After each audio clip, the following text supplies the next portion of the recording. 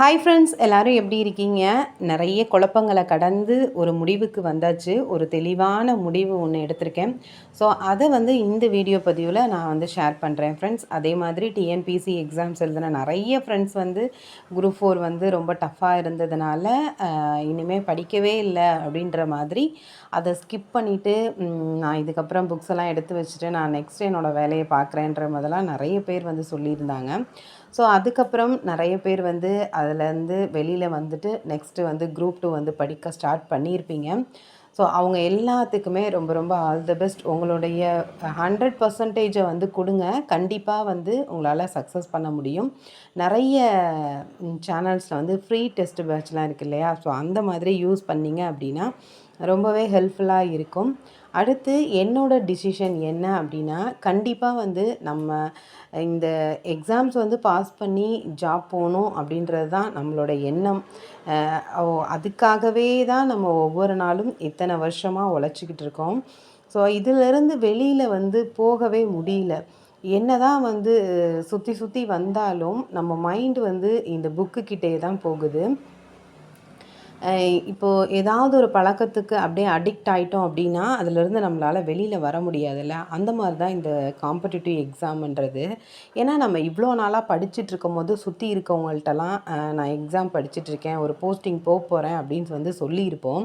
இப்போ திடீர்னு நம்ம அதை ஸ்கிப் பண்ணிவிட்டு அதை குவிட் பண்ணிவிட்டு வெளியில் வரணும் அப்படின்னா அது சுத்தமாக முடியல. ஸோ நான் நெக்ஸ்ட்டு டிஆர்பி எக்ஸாமுக்கு தான் ப்ரிப்பேர் பண்ண போகிறேன். பிஇஓ எக்ஸாமுக்கு நிறைய பேர் கேட்கலாம், நீங்கள் ஏன் பிஇஓ எக்ஸாமுக்கு ப்ரிப்பேர் பண்ணுறீங்க அப்படின்னு சொல்லிட்டு. அதில் வேக்கன்சி கம்மி அப்படின்னு. வேக்கன்சி கம்மி, பட் நமக்கு தேவை ஒரு போஸ்டிங் தான். நம்மளுடைய எஃபர்ட்டை நம்ம 100% போடும்போது கண்டிப்பாக நம்மளால் சக்ஸஸ் பண்ண முடியும். கண்டிப்பாக நான் சக்ஸஸ் பண்ணுவேன். நெக்ஸ்ட்டு பார்த்திங்கன்னா அதுக்கு நிறைய அவுட் சோர்ஸ், அதாவது டிகிரிஸ் லெவலில் தான் கேட்பாங்க. ஸோ அதுக்கு நமக்கு ஸ்கூல் புக்ஸ் போதுமான மெட்டீரியல் கிடையாது. ஸோ வெளியில் தான் மெட்டீரியல் வாங்கி ஆகணும். நான் ஒரு 2-3 அகாடமி அப்ரோச் பண்ணியிருக்கேன். நான் இந்த 1 வீக்குள்ளே வாங்கிடுவேன் டெஃபினட்டாக. ஸோ கண்டிப்பாக இனிமே என்னோடய ஸ்ட்ராட்டஜி கொஞ்சம் டிஃப்ரெண்ட்டாக இருக்கும்.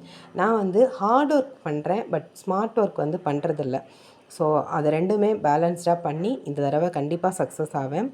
நிறைய சிஸ்டர்ஸ் எனக்கு சப்போர்ட் பண்ணியிருந்தாங்க. அதில் சங்கீதான்னு ஒரு சிஸ்டர் உங்களுடைய சக்ஸஸ் லாஸ்ட்டு ஸ்டெப்பில் இருக்குது சிஸ்டர், இப்போ நீங்கள் ஸ்கிப் பண்ணிடாதீங்க, லைஃப் ரொம்ப அன்ப்ரெடிக்டபிள், ஸோ நீங்கள் இன்னும் கொஞ்சம் எஃபர்ட் போடுங்க, நீங்கள் கண்டிப்பாக சக்ஸஸ் ஆவீங்கன்னு சொல்லியிருந்தாங்க. ஸோ அவங்களுக்கு ரொம்ப ரொம்ப தேங்க்ஸ். அதே மாதிரி நிறைய பேர் எனக்கு சப்போர்ட் பண்ணியிருந்தீங்க. தொடர்ந்து சப்போர்ட் பண்ணுங்கள்.